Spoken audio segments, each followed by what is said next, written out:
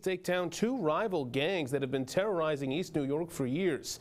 Now they say nearly 50 young members are behind bars. And as our Yvette Feliciano tells us in this 12 on Crime report, their desire to use Facebook in order to threaten one another likely led to their downfall.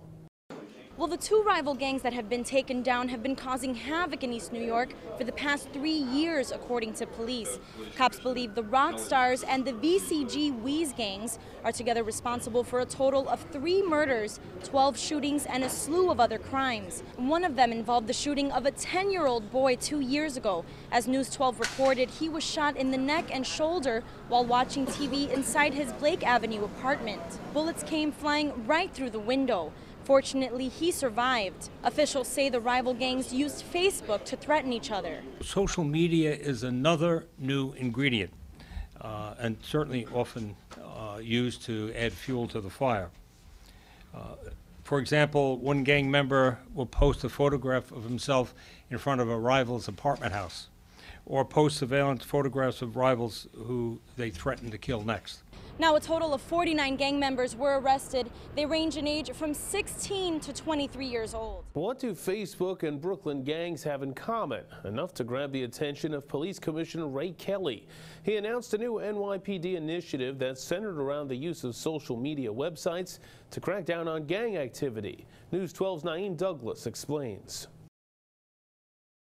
The initiative is called Operation Crew Cut. Police officers will be going undercover on social media websites like Facebook in an effort to curb gang violence in places like Brownsville and East New York.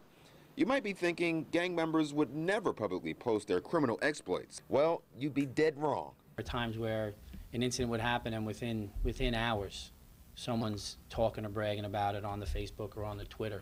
They're referring to 2 to 0 and 3 to 0 is referring to the amount of murders that one gang committed against the other gang. Just 2 weeks ago, the DA indicted nearly 50 people, and social media was a main tool in the investigation. On the heels of this bust, the police commissioner decided to double the amount of detectives working in the NYPD's gang unit from 150 to 300. It's crazy, but I guess if that's what they need to do to get them, then I guess they got to do what they got to do.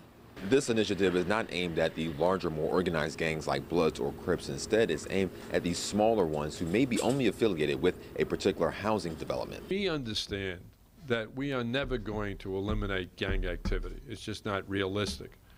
But we're not going to let it grow to the size of Cook County or LA County. As I tell people all the time, you can keep the gangs out of schools, you can keep the gangs out of your house, but through the computer, through social media, they come right in through the wires.